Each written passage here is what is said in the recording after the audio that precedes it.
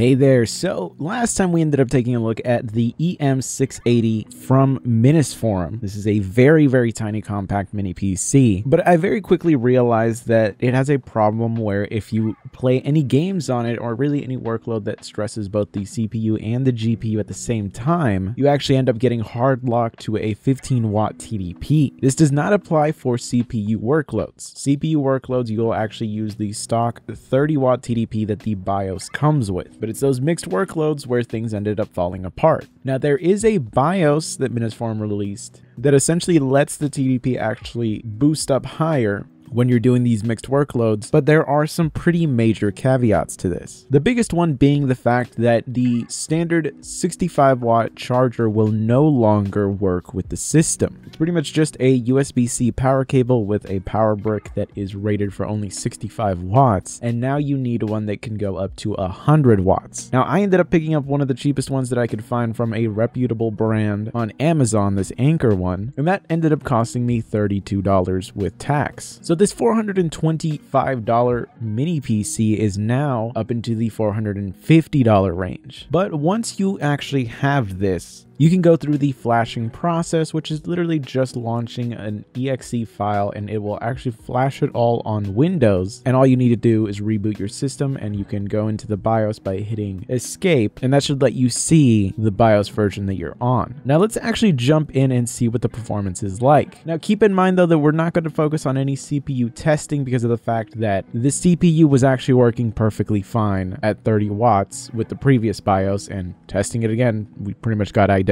numbers. So let's just jump right on into the gaming testing to see what the numbers look like. So the first game we're taking a look at is Batman Arkham Knights, and here you can see it running with the lowest in-game graphics settings, but the textures are set to their highest. Now here you can see that we are actually using more power than we were with the older BIOS. So immediately we do actually see an improvement happening here, though we aren't using the 30-watt TDP that the system is actually set to in the BIOS. And what that effectively means is, as you can see by the GPU clock, we're not actually reaching the max 2200 megahertz speed of the iGPU. So there's still some performance being left on the table here, but we do end up actually seeing a nice uplift in terms of performance, where the 1% lows are now comfortably above 30 and the FPS average is significantly closer to 60. So in general, there is a meaningful uplift here, and you can tell by the frame time charts themselves that things are a lot smoother, a lot more consistent. So in general, this is a pretty meaningful uplift. Now the next game that I tested out was Strange Brigade. This is running with the Vulkan API, and this is at the lowest in-game graphics settings. And again, we see a pretty massive uplift here, where again, we're not utilizing the full 30-watt TDP that the BIOS is set to by default, but we're still now at around a 20 to 21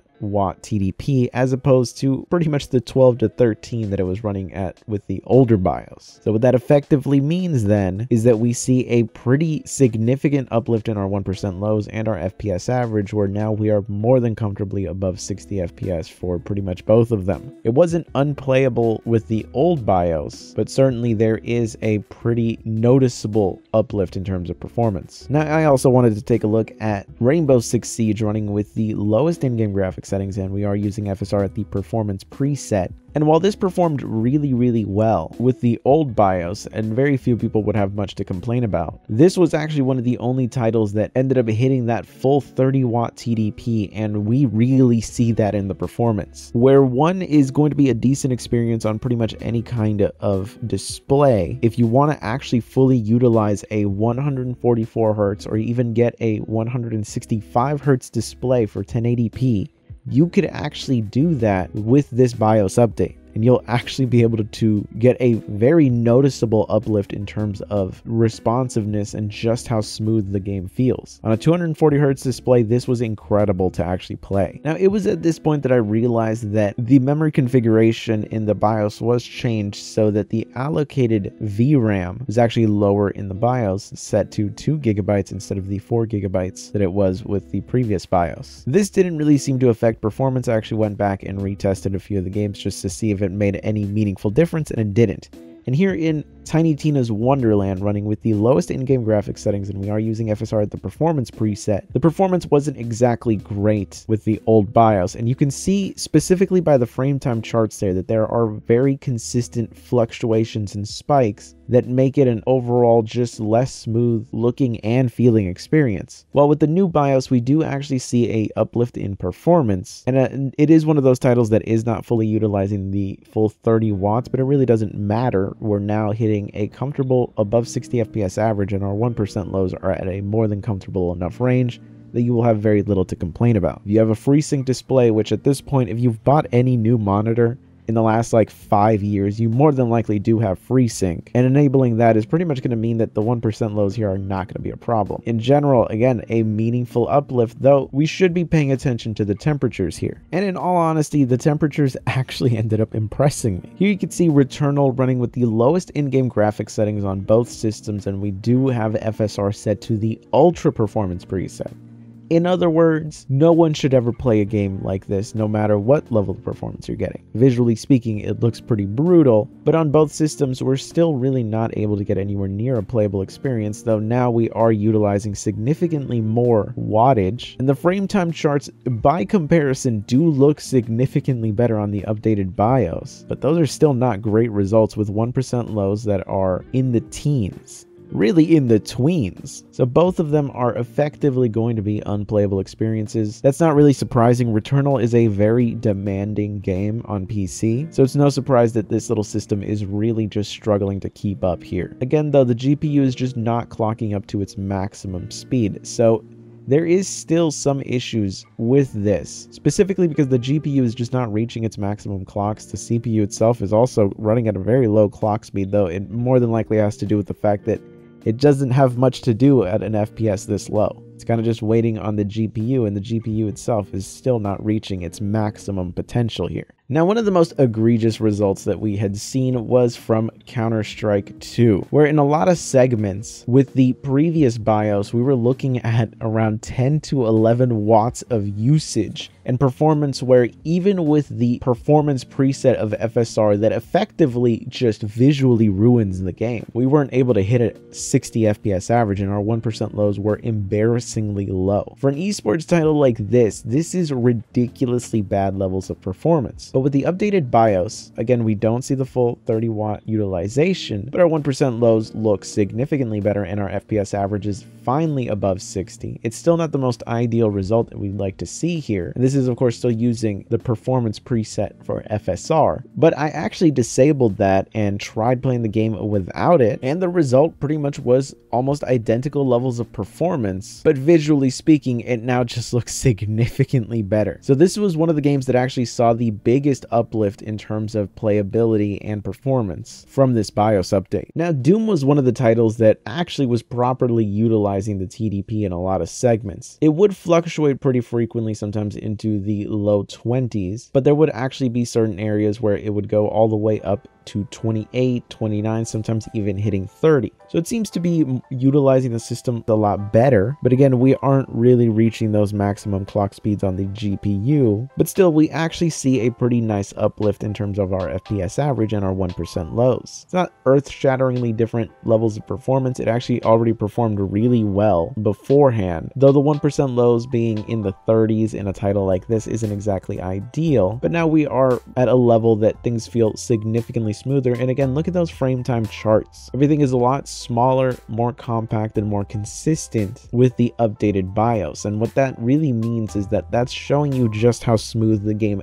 actually feels to play. Because if you have a 60 FPS average, but you're frequently dropping down into the low 30s, you're gonna feel that throughout the game. And that's what the frame time chart is really showing you there. It's showing you that that would be the fluctuation that happens there. And if you have as flat of a line as possible, that means that things are as consistent as possible. So you always want your frame time charts to be as much of a flat, consistent line as possible. The occasional spike here and there is fine, though it really depends on just how big of a spike we're talking here. But in general, it does feel significantly better to play the game with the updated BIOS. I also took a look at Alien Isolation, which is a title that throughout all of my testing really shows some great results even at the ultra graphics settings on practically any system.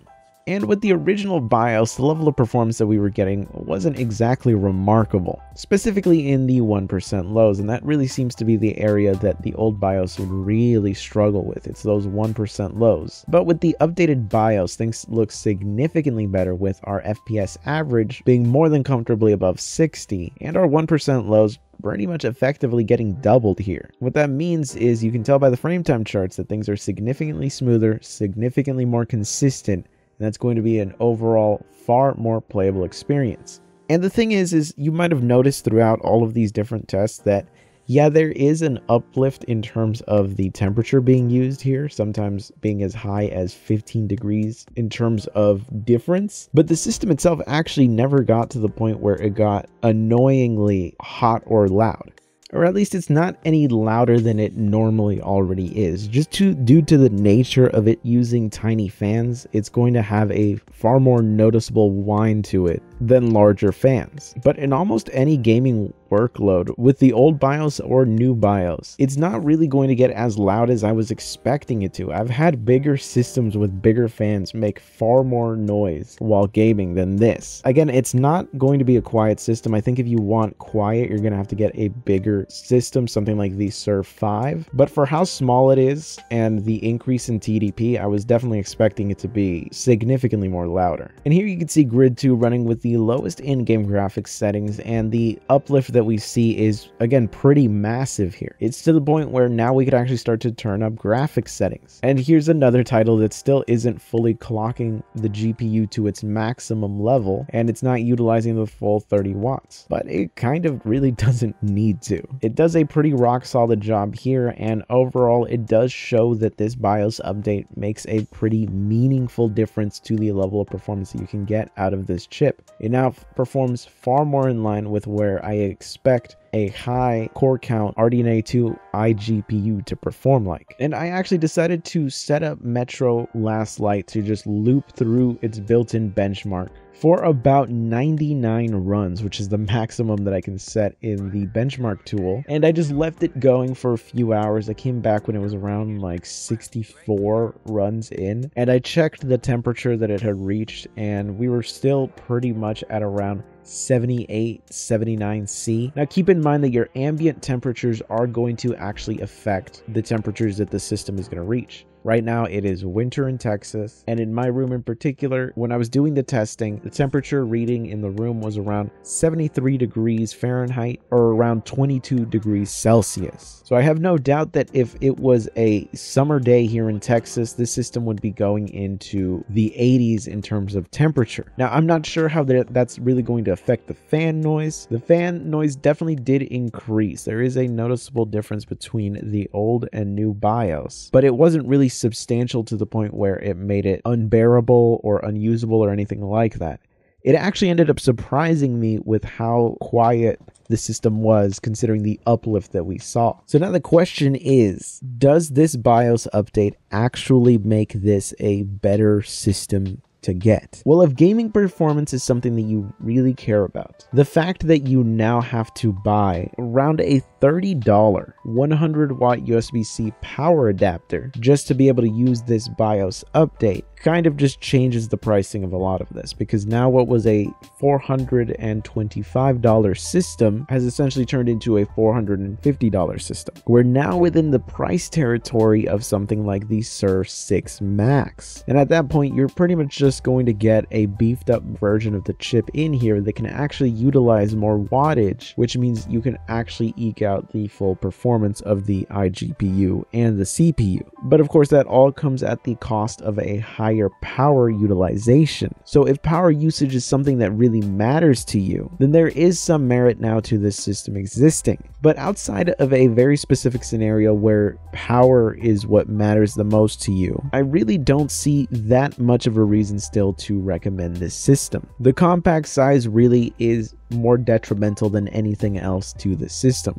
I think if it was a little bit bigger or a little bit taller, it could have been an overall better product, because we could fit in more cooling, which would actually let us fully utilize the system properly. They could have actually designed it to utilize 30 watts properly. And we could have potentially included an Ethernet jack, which I think is sorely missing here. Being limited to only 2 USB 4 ports, and one of them essentially being dedicated to power, essentially means that unless you get a USB-C dock that can do 100 watt PD power delivery and gives you access to more ports, unless you get something like that, which is again another additional cost on top of this system, you're pretty much going to be in a very limited scenario, because now you're just stuck relying on Wi-Fi. There's no Ethernet jack. You're going to need a USB-C adapter to pretty much do anything else related to just adding Ethernet or expandability or anything like that, and it's all for a small package that I think realistically, do you need a system that's this small? I'm sure